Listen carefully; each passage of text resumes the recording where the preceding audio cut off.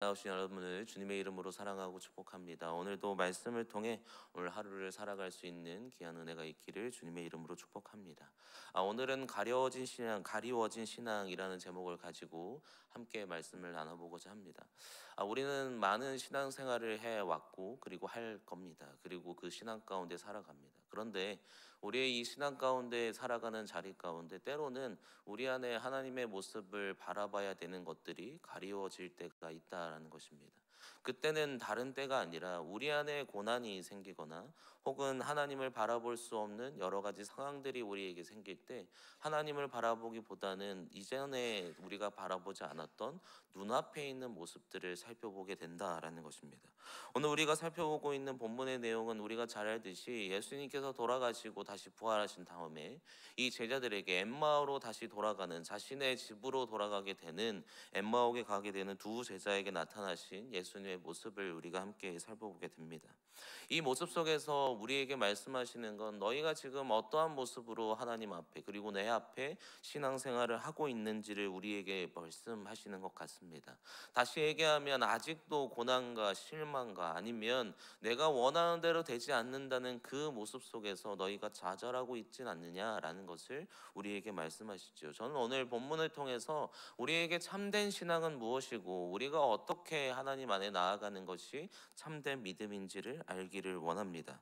오늘 말씀에서 보면 여러 가지 부분이 있습니다. 13절부터 16절까지의 말씀은 절망 속에 이제 자신의 여정을 떠나는 제자들의 모습이 등장하고 17절부터 24절까지는 절망, 이 어려움이 어떻게 해석되고 있는지에 대해서, 그리고 25절부터 27절까지는 그 내용을 어떻게 해석해야 되는가, 그리고 28절부터 31절까지는 이제 떡을 떼시고 서로 성망찬을 통하여서 예수님께서 자신의 그 삶과 그 떡과 그 몸의 피를 통해서 그들과 함께하는 모습을 보여주고 있습니다. 그리고 32절과 35절에서 보면 그들이 회복되어 다시 예루살렘으로 돌아가 예수의 제자와 함께 복음을 전하는 사람으로 변화되는 모습을 우리가 살펴보게 되죠. 그래서 오늘 본문을 통해서 우리가 어떻게 하면 다시 가려진 신앙이 다시 밝히 보여지고 그 신앙 가운데 우리가 어떻게 살아가야 되는지를 함께 살펴보고자 합니다.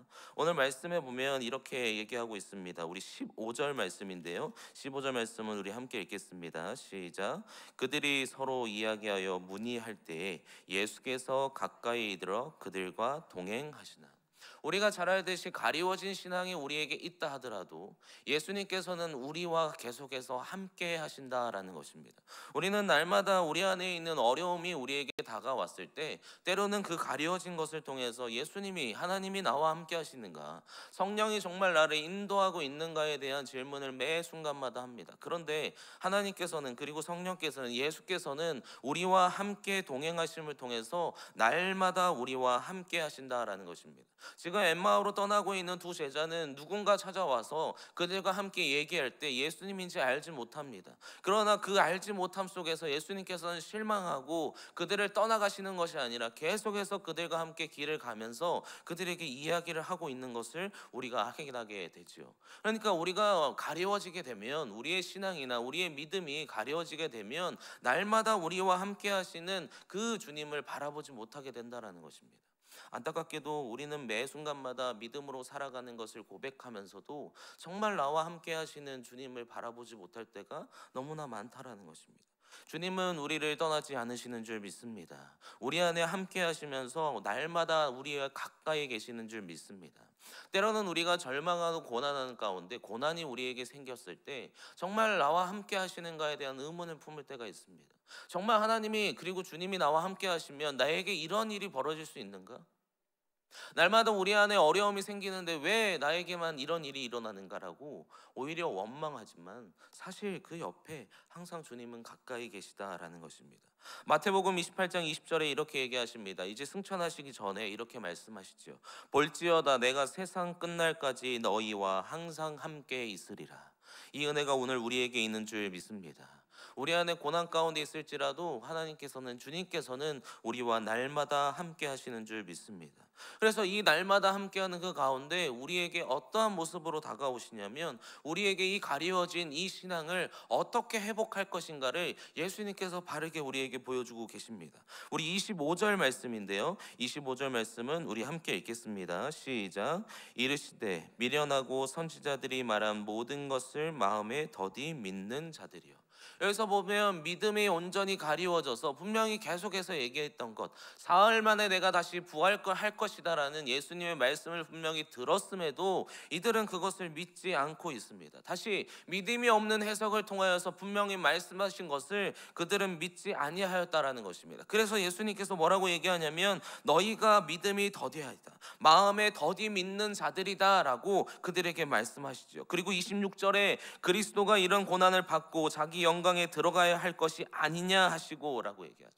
분명히 계속해서 말씀을 했다. 계속해서 내가 고난을 당하고 죽게 될 것이지만 다시 부활하여서 너희와 함께 할 것이다 라고 말했다라는 것을 계속해서 말씀해 주고 있습니다.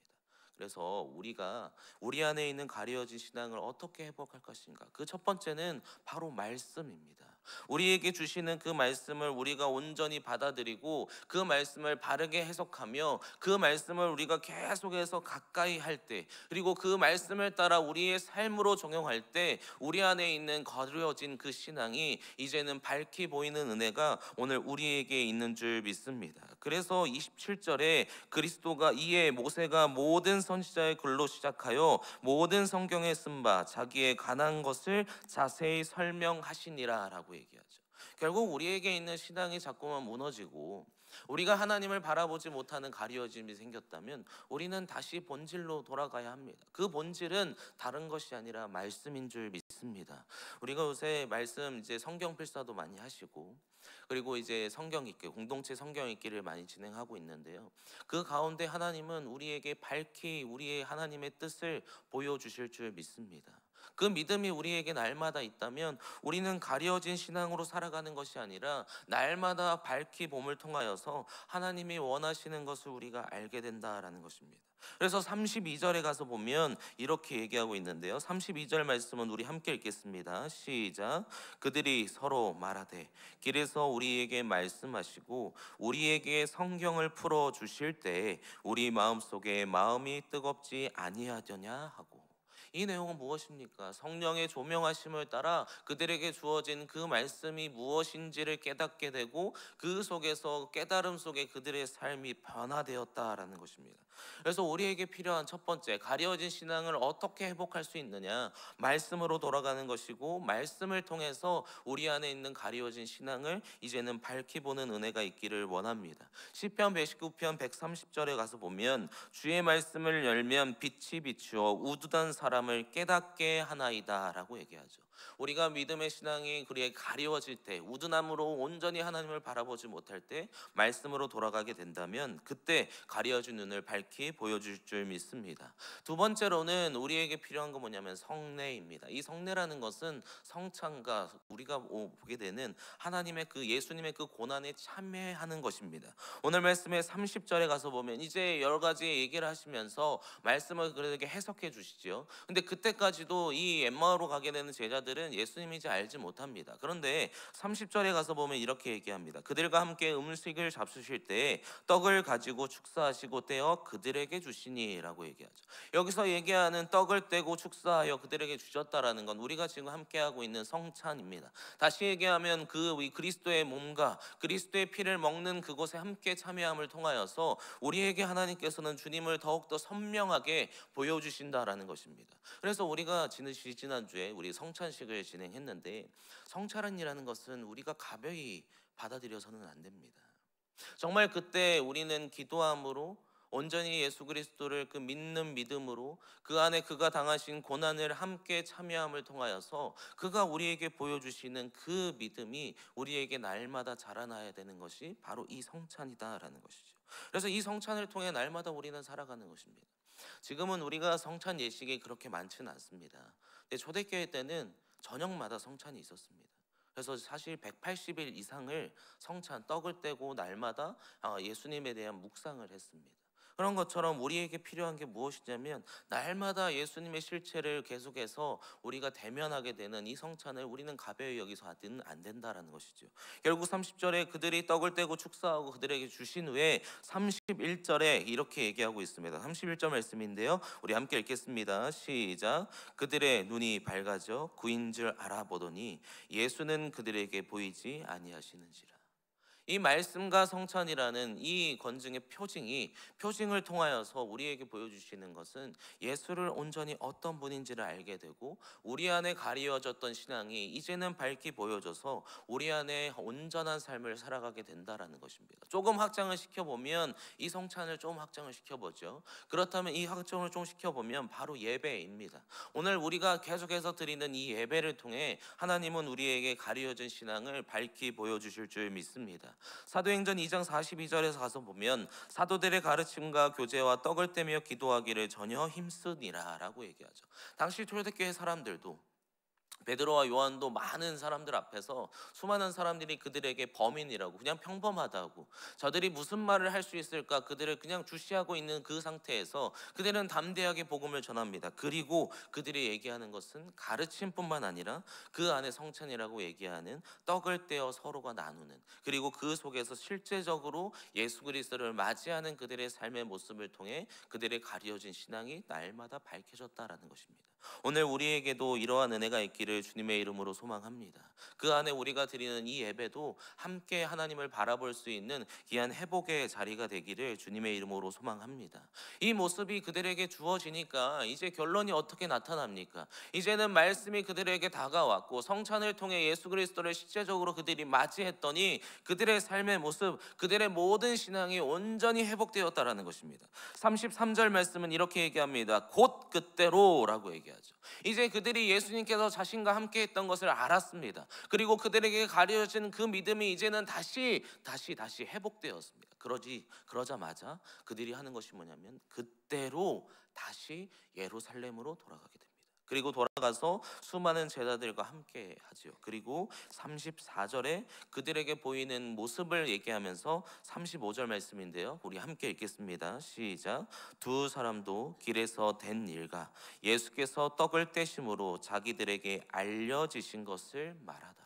결국 그들은 회복되었고 이제 믿음을 통하여서 다시 돌아가게 되었고, 돌아간 자리에서 그들이 한 일이 무엇이냐면 자신에게 예수님께서 다가오셨다고, 자신에게 오셔서 우리에게 말씀을 깨닫게 하시고 우리에게 성찬을 통해 그를 알게 하시고 그 삶의 모습을 통해 내가 이제 다시 돌아오게 되었다고, 이제는 믿음으로 회복된 그 신앙을 통하여서 이제는 다시 내가 주님을 위해 일하는 자로 살아가겠다고 그들이 고백하고 있다라는 것입니다. 오늘 우리에게 이러한 은혜가 있기를 주님의 이름으로 소망합니다. 때로는 우리 절망할 수 있습니다. 우리는 인간이고 나약한 존재이기에 하나님만 바라보고 살아가야 하는데, 우리 눈앞에 있는 고난과 어려움이 있을 때 하나님을 바라보기보다는 나의 것 아니면 이 상황을 통해 좌절할 수 있습니다. 그러나 예수님께서는 항상 우리와 함께 하시고 그 항상 함께 하심 속에서 말씀으로 깨닫게 하시고 실제적으로 우리와 함께 하심을 통하여서 결국 우리를 회복시키실 것입니다. 그리고 그 회복의 자리가 우리에게 주어진다면 아까 말한 것처럼 말씀이 우리의 마음을 뜨겁게 하지 아니하느냐, 그 속에서 우리는 나아가 다시금 예수를 전하는 그 은혜가 오늘 우리에게 있는 줄 믿습니다. 우리는 어제 부활주일을 함께 보냈습니다. 부활주일은 단지 그 하루의 날에 국한된 것이 아닙니다. 우리의 신앙 가운데 이 부활의 소망은 계속해서 하나님의 나라에 가는 그날까지 우리에게 있어야 되는 줄 믿습니다. 그렇다면 그 부활의 소망을 우리만 간직할 수는 없습니다. 이제 우리의 믿음이 회복되었고 가려진 신앙이 아니라 밝히 보여지고 날마다 주님을 묵상하는 삶이라면 이제는 나아가 전할 수 있는 그 은혜가 오늘 우리에게 있기를 주님의 이름으로 소망합니다. 그래서 사도행전 4장 20절에 우리는 보고 들은 것을 말하지 아니할 수 없다라고 얘기하죠. 이 얘기는 무엇입니까? 우리 안에 가득 찬 그 복음을 이제는 나아가 전하는 우리의 모습이 되었기를 주님의 이름으로 소망합니다. 그러므로 그 속에서 가리워진 신앙으로 살아가는 것이 아니라 이제는 밝히 보는 그 하나님이 원하시는 그 뜻대로 예수를 닮아가는 삶, 예수와 동행하는 삶, 온전히 그 은혜를 따라서 우리의 삶을 주 앞에 드리며 살아가는 그 은혜가 있기를 주님의 이름으로 소망합니다. 이제 우리의 삶의 방향이 바뀜을 통하여서 더욱더 복음으로 믿음으로 살아가는 그 은혜가 오늘 하루 우리에게 있기를 주님의 이름으로 간절히 축복합니다. 우리 함께 기도하겠습니다.